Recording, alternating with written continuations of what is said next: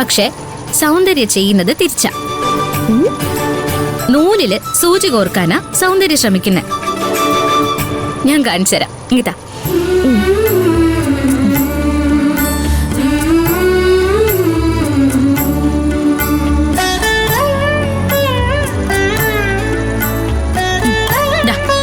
ഇത്രയേ ഉള്ളൂ. ഇത്ര ഈസി ആയിരുന്നോ? എന്നിട്ടാണോ ഞാൻ ഇത്രയും കാലം ഈ സൂചിയെ പ്രാഗിയത്? ഇന്നലെ ഹോസ്റ്റലിൽ കൊണ്ടുവിടുന്നതിനിടയില് പാർവതിയോട് എന്റെ മനസ്സിലുള്ളത് പറയാൻ കഴിഞ്ഞില്ല. അതെങ്ങനെയാ? കേൾക്കാൻ നിന്നിട്ട് വേണ്ടേ? പക്ഷേ ഇതിനി ഇങ്ങനെ നീട്ടിക്കൊണ്ടുപോയാൽ ശരിയാവില്ല. ഇന്നെങ്കിലും തുറന്നു പറഞ്ഞേ പറ്റൂ. നന്ദിയുണ്ട് കേട്ടോ. എപ്പോഴും ഇങ്ങനെയാ. ഇടയ്ക്ക് ശരിയാവും, പിന്നെ മാറുന്നു. പാർവതി, അത് പിന്നെ ആ പാർവതി, നിനക്ക് തയ്യൽ മെഷീന്റെ എല്ലാ സൂത്രം അറിയാവോ?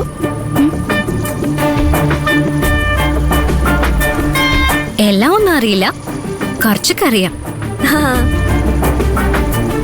പാർവതി, അത് എനിക്കൊരു കാര്യം. പാർവതി,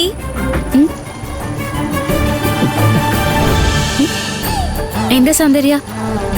നിനക്ക് തയ്ക്കാൻ അറിയാമെങ്കിൽ പിന്നെന്തിനാ ഈ ജോലി ചെയ്യുന്നേ? നിനക്ക് തയ്യൽ ജോലി ചെയ്തൂടെ?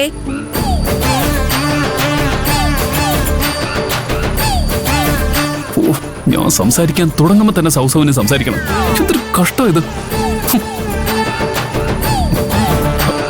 പാർവതി, പാർവതി, നീ ഇടയ്ക്കിടയ്ക്ക് എന്റെ അടുത്ത് വരണേ, സംശയം ചോദിക്കാനാ.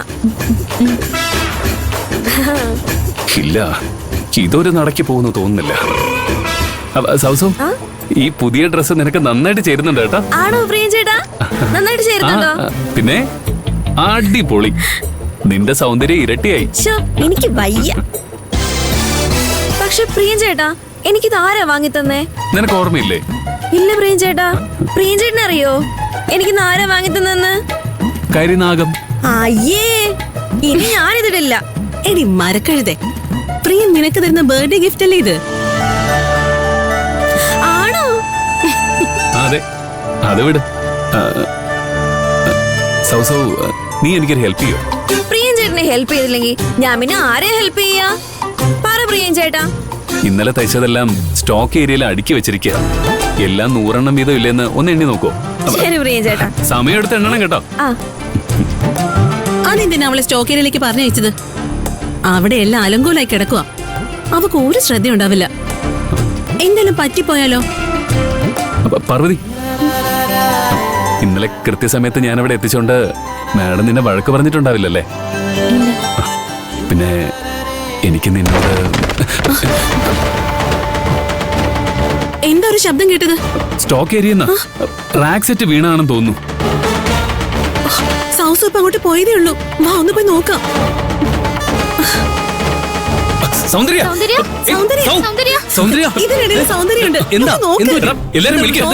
ഇതൊക്കെ എടുത്തു മാറ്റിയൊന്ന് നോക്ക്. വേഗം വാ.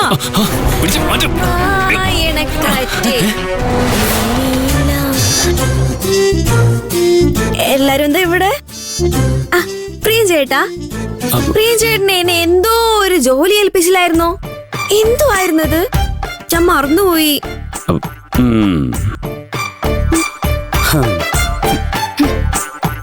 പറ പ്രിയം ചേട്ടാ, എന്നോട് എന്ത് ചെയ്യാനാ പറഞ്ഞേ?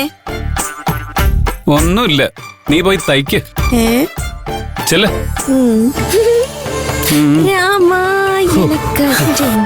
ഇപ്പോഴാ ശ്വാസം നേരെ വീണത് ഇവളല്ല. അപ്പോ ഇതിനടിയിൽ കിടക്കുന്ന ആരാ? ആരും ഉണ്ടാവില്ല. വാ പോവാം. അയ്യോ അയ്യോ അയ്യോ, ആളുണ്ട്. ആരും ഇതിനകത്തുണ്ട്. വേഗം. അയ്യോ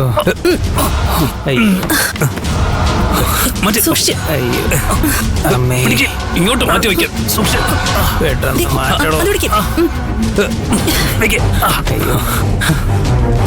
ആ ബോക്സോടെ മാറ്റിക്കോ. അയ്യോ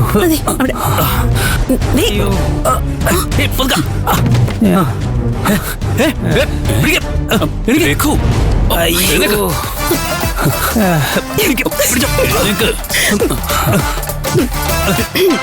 അയ്യോ, മനുഷ്യനെ കൊല്ലാൻ വേണ്ടിയാണോ ഇതൊക്കെ ഇവിടെ കൊണ്ടുവച്ചിരിക്കുന്നത്? ഞാനൊന്ന് തൊട്ടേ ഉള്ളൂ, എല്ലാം കൂടെ ചടപടയെന്ന് പറഞ്ഞ് എന്റെ തലേ വീണു. അയ്യോ, തലയിൽ ഇടുത്തി വീണെന്നാ ഞാൻ കരുതിയത്. അയ്യോ, എന്നെ കൊല്ലാൻ വേണ്ടി ഇത് മനഃപൂർവ്വം ആരോ ചെയ്തതാണ്. അയ്യോ, അയ്യോ, ആ പോ പോ പോ, എല്ലാരും പോയി ജോലി ചെയ്യ്. വാ വാ വാ വാ. പോടാ. അമ്മേ, അയ്യോ അയ്യോ, എന്റെ നടു അമ്മേ. ആ.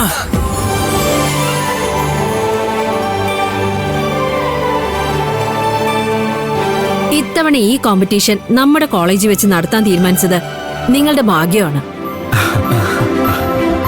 നിങ്ങൾക്ക് നിങ്ങളുടെ സെമിനാറും റിസർച്ച് പേപ്പറും സബ്മിറ്റ് ചെയ്യാം. പക്ഷേ ഒരു ഡിപ്പാർട്ട്മെന്റിൽ നിന്ന് ഒരാളെ മാത്രമേ സെലക്ട് ചെയ്യാൻ പറ്റൂ. സെലക്ട് ആവുന്നവർക്ക് 1 മന്ത് ഇന്റേൺഷിപ്പിന് പോകാനുള്ള അവസരം ലഭിക്കും.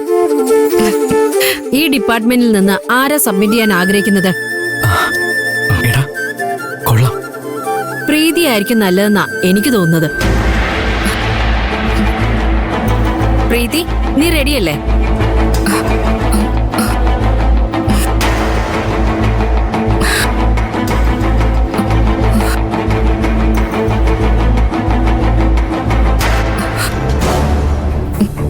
എനിക്ക് പറ്റുമെന്ന് തോന്നുന്നില്ല മിസ്. പ്രീതി, കുറച്ച് ദിവസങ്ങളായിട്ട് നീ പഠിത്തത്തിൽ വളരെ വീക്കാണ്. എന്താ പറ്റിയത് നിനക്ക്? ഞാൻ സബ്മിറ്റ് ചെയ്യാം മിസ്.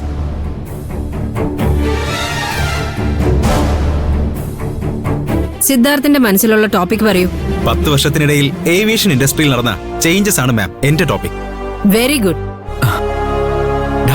നീ പൊളിച്ചടാ.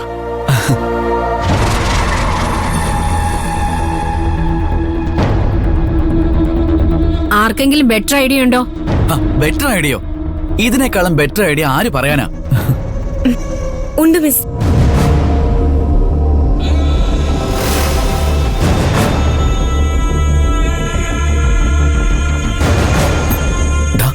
അവള് നിനക്കൊരു പാര തന്നെയാ.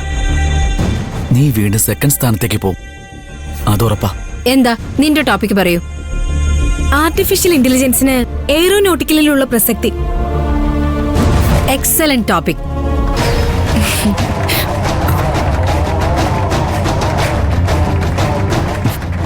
നീ തീർന്നതാ, തീർന്നു.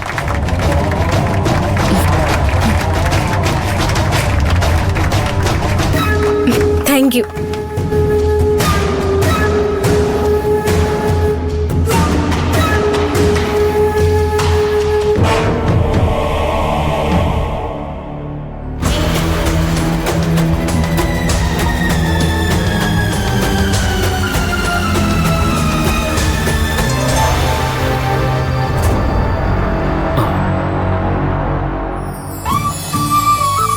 എന്റെ ഗണപതി ഭഗവാനെ, തടസ്സങ്ങൾ മുഴുവൻ തട്ടി നീക്കുന്ന ആളല്ലേ.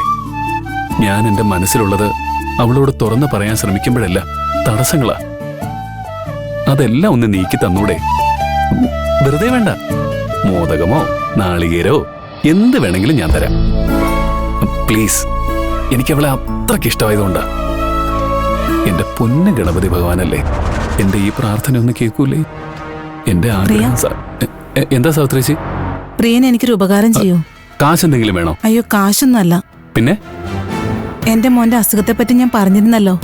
ഒരു കുറവുമില്ല. രാത്രി മുഴുവൻ അവനെയും കൊണ്ട് ആശുപത്രിയിലായിരുന്നു.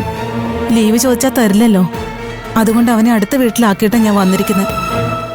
എനിക്ക് എന്റെ കുഞ്ഞിനോടൊന്ന് ഫോണിൽ സംസാരിക്കണം. എന്റെ ഫോണൊന്ന് എടുത്തു തരാവോ? അയ്യോ ചേച്ചി, ജോലി സമയത്ത് ഫോൺ ചെയ്താലുണ്ടാവുന്ന പുകില് ഞാൻ ചേച്ചിക്ക് പറഞ്ഞു തരണോ? എനിക്കറിയാം പ്രിയ, പക്ഷെ ഇവിടെ ഇരുന്നിട്ട് ഒരു സമാധാനം കിട്ടുന്നില്ല. അവന്റെ ശബ്ദം ഒന്ന് കേട്ടാ മതി.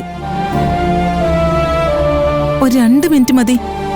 ഞാൻ ഏതെങ്കിലും മറവിൽ പോയി സംസാരിച്ചോളാം. കരുണാകരൻ സാറ് കാണാതെ ശ്രദ്ധിച്ചോളാം. വേണ്ട സാവിത്രിച്ചി, ഫോൺ ചെയ്യുന്നത് കൊലക്കുറ്റത്തിനേക്കാളും വലിയ കുറ്റം ഇവിടെ. ആ കരുനാഗത്തിന്റെ കണ്ണിപ്പെട്ടാലേ ജോലിന്ന് വരെ പറഞ്ഞുവിടും. ഞാൻ പറയാതെ തന്നെ സാവിത്രിച്ചിക്ക് അറിയാലോ കാര്യങ്ങള്. എനിക്കറിയാം. ഞാൻ ഇങ്ങോട്ട് വരുമ്പോ മരുന്നിന്റെ മയക്കത്തിലായിരുന്നു. കണ്ണ് തുറന്ന അവൻ ആദ്യം ചോദിക്കുന്നത് അമ്മ എവിടെന്നാ. ശ്വാസം കഴിക്കാൻ പോലും ബുദ്ധിമുട്ടുന്ന കുട്ടിയാ. കരഞ്ഞാ ശ്വാസം മുട്ടൽ അധികമാവും. അതുകൊണ്ടാ 2 വാക്ക് സംസാരിച്ചിട്ട് ഫോൺ പ്രിയനെ തന്നെ തിരിച്ചേൽപ്പിച്ചോളാം. പ്ലീസ് പ്രിയ. എനിക്ക് ചേച്ചിയുടെ സങ്കടവും വിഷമമൊക്കെ മനസ്സിലാവുന്നുണ്ട്. ഫോൺ എടുത്ത് തന്നു വെച്ച് എനിക്കൊരു പ്രശ്നവുമില്ല. പക്ഷേ ചേച്ചി ഇവിടെ ഫോണിൽ സംസാരിക്കുന്ന കണ്ട കരുനാഗത്തിന് ഇവിടെ കുറെ ചാരന്മാരുണ്ട്. ആരെങ്കിലും പോയി പറഞ്ഞു കൊടുത്താലോ? അതുകൊണ്ടാണ് ഞാൻ പറയുന്നത്.